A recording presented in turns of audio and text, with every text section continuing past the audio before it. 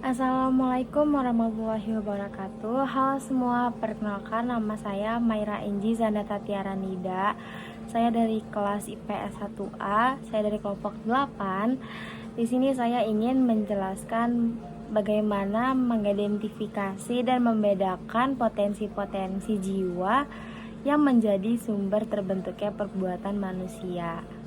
Yang pertama ada kuah al-ilmi. Kuah al-ilmi adalah kekuatan yang berasal dari akal. Dengan akal inilah manusia dapat dengan mudah membedakan mana yang jujur dan mana yang bohong dalam berbicara, mana yang benar dan mana yang salah dalam mengambil keputusan, mana yang baik dan mana yang buruk, dan lain-lain. Dengan akal, manusia dapat mencipta dan mengembangkan budaya sehingga terus berkembang ke arah yang lebih baik dari sebelumnya. Memiliki konsep itu mencakup 4 keturunan, yaitu yang pertama ada husnu at-tabir atau baik pemikirannya, yaitu cerdas dan lurus dalam pikirannya dalam mengintibatkan atau mengambil kesimpulan. Yang kedua ada judat adzim atau jernih pemikirannya, yaitu memiliki kemampuan untuk dapat berpikir dan memperoleh kebijaksanaan ketika dihadapkan pada pendapat yang mirip-mirip dan mengandung pertentangan-pertentangan dalam implementasi. Yang ketiga ada sikabah arai atau tajam pemikirannya, yaitu mempunyai kecepatan kemampuan dalam menghubungkan data-data yang dimilikinya yang menghasilkan kemaslahatan dalam kehidupan masyarakat. Dan yang keempat ada zawab azan atau tepat pemikirannya, yaitu akan mendapatkan taufik dari Allah Subhanahu wa taala dengan kesesuaian antara dugaan yang terdapat dalam pikirannya dengan kebenaran hakiki tanpa harus lama-lama memikirkannya. Yang kedua ada kuah al-ghadab, merupakan dorongan manusia untuk menolak yang tidak disenangi dan mendapatkan kenikmatan yang bersifat abstrak dan batin. Bisa menghasilkan sifat utama yang menjadi sumber akhlak yang mulia serta menumbuhkan kebaikan-kebaikan, yakni sifat syaja'ah atau keberanian. Dengan sifat ini, manusia bisa berani berkorban apa saja untuk meraih kebahagiaan dan kemuliaan batinnya. Memiliki sifat keturunannya diantaranya ada 4. Yang pertama ada al-karam atau kebaikan budi, yaitu berani mengambil sikap, mengambil atau menerima keputusan paling dalam berbagai masalah yang menyangkut kemaslahatan yang besar dan urusan-urusan manusia. Yang kedua ada najdah atau membantu menolong, yaitu berani dalam membantu atau menolong siapapun, apalagi menolong hal-hal yang benar.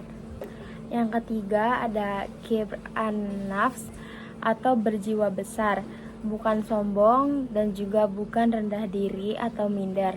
Yang keempat ada al-wikar atau tenang, menahan diri dari berbicara secara berlebihan, dan masih banyak lagi. Dan yang ketiga ada kuah asyahwah, yaitu kekuatan yang ada dalam diri manusia yang mendorong perbuatan-perbuatan untuk memperoleh kenikmatan-kenikmatan yang bersifat zahir, yang diinspirasi oleh panca inderanya.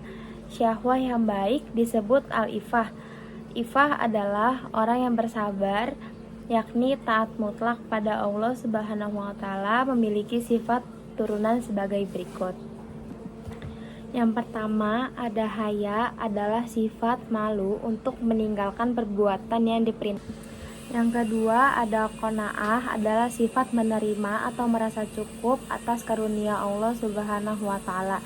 Yang ketiga ada sakha, yaitu sifat dermawan, senanga, memberikan harta dalam kondisi memang wajib memberi tanpa mengharap balasan atau imbalan. Yang keempat ada wara, yaitu meninggalkan hal-hal yang syubhat karena khawatir membahayakan nasibnya di akhirat yang kurang baik. Yang keempat ada kuah al-adl. Menurut Al-Ghazali, terbentuknya akhlak yang mulia pada diri seseorang diperlukan lagi satu kekuatan, yaitu al-quwah al-adl. sebuah kekuatan penyeimbang dari ketiga kekuatan jiwa sebelumnya yang menjadi dorongan tingkah lakunya akan menjadi baik kalau bersinergi secara adil atau keseimbangan.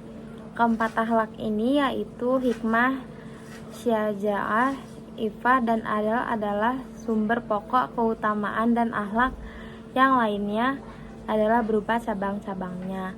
Potensi jiwa menurut Ibnu Sina dan ilmu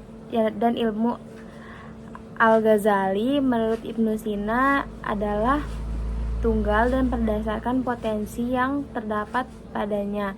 Beliau membahagiakan jiwa kepada 3 kategori berdasarkan aktivitas utamanya yaitu jiwa tumbuhan, jiwa hidupan, dan jiwa insani. Kesimpulannya adalah akhlak mempunyai 2 unsur utama, yakni jiwa satu sisi dan perilakunya nyata yang lahir dari keadaan jiwa ini. Pada sisi lain, yang keduanya saling berkaitan dan tidak terpisahkan. Menurut Ibnu Maskawih menjelaskan bahwa dalam jiwa seseorang itu terdapat 3, yaitu kuwah al-ilmi, kuwah al-ghadab, kuwah asyafah, dan kuwah al-adal. Sementara Imam Al-Ghazali menyebutkan sebagai ummahat al-akhlaq wal usalah dengan ditambahkan 1 kekuatan atau al-quwah. Dan menurut Ibnu Sina, potensi jiwa manusia yaitu jiwa tumbuhan, jiwa hidupan, dan jiwa insani atau jiwa rasional. Sekian dari saya. Wassalamualaikum warahmatullahi wabarakatuh. Dadah.